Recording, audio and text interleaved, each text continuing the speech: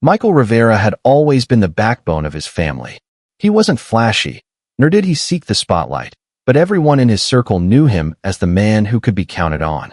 Whether it was lending money for a new business idea, covering a niece's tuition, or helping friends with their mortgage payments, Michael was the one who quietly stepped up.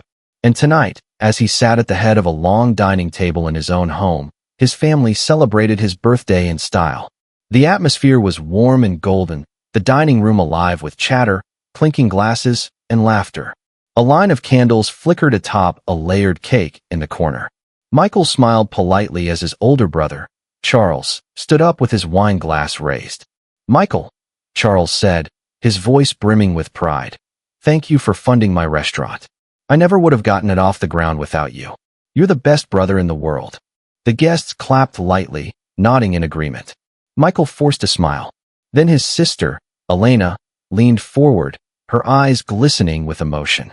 "And my daughter," she said, placing a hand on Ava's shoulder, "just got promoted to manager at her company. Michael, when I heard you had paid all her college tuition behind our backs, I was shocked. How can I ever repay you?" Michael swallowed hard, his gaze drifting downward to his untouched plate. Their words should have filled him with pride, but instead, they pierced him with guilt.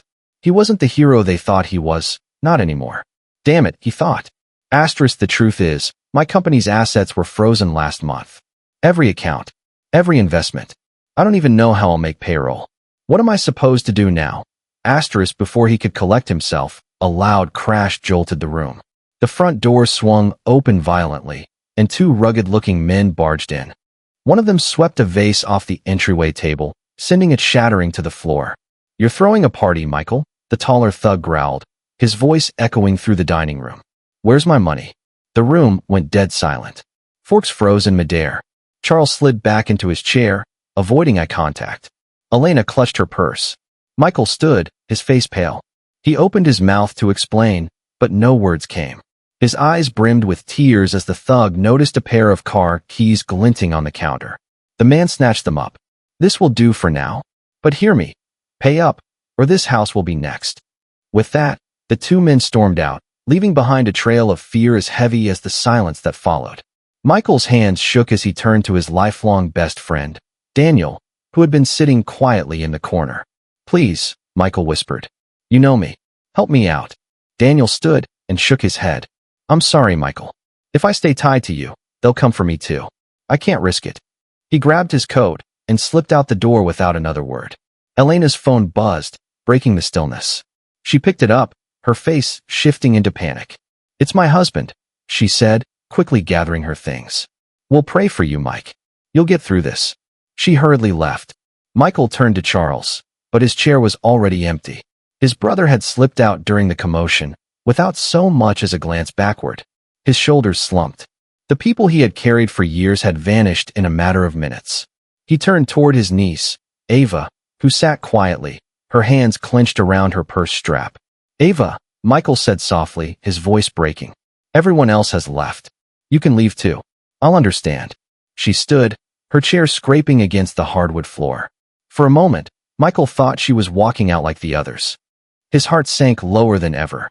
But then she stopped, turned, and walked back to him. "Uncle," she said firmly, her voice steady despite the tremor in her hands. "You've been the one supporting my family, even when no one else cared. I'm not leaving." She reached into her bag and pulled out a thick envelope. She pressed it into his hands. "This is my tuition money for the year," she said. "It's not much, but it's all I have. I'll find a job. I'll figure out the rest later." Michael stared at her, tears welling in his eyes. The sting of betrayal that had filled the room moments before was suddenly replaced with warmth, raw, unshakable loyalty. Just then, the door opened again. The same two thugs stepped back inside. The taller one folded his arms. "Boss, now you see," he said, his demeanor suddenly calmer. "They were all here for your money." Michael wiped his eyes and let out a soft laugh. He turned to Ava, his expression shifting from sorrow to relief. "Sometimes," he said, his voice carrying strength again, "you have to test those who call themselves family to know who's real and who's fake." He looked at Ava with pride. "Ava, I'm opening a new branch for my company, and I want you to run it for me." Her eyes widened, her hands flying to her mouth. "But," Uncle, your assets. Michael shook his head. They were never frozen. I wanted to see who truly stood by me when the walls closed in. And you, Ava, you've proven yourself. The thugs exchanged a nod with Michael before leaving quietly, their role in his test complete. Ava's knees trembled, but her spirit surged with determination.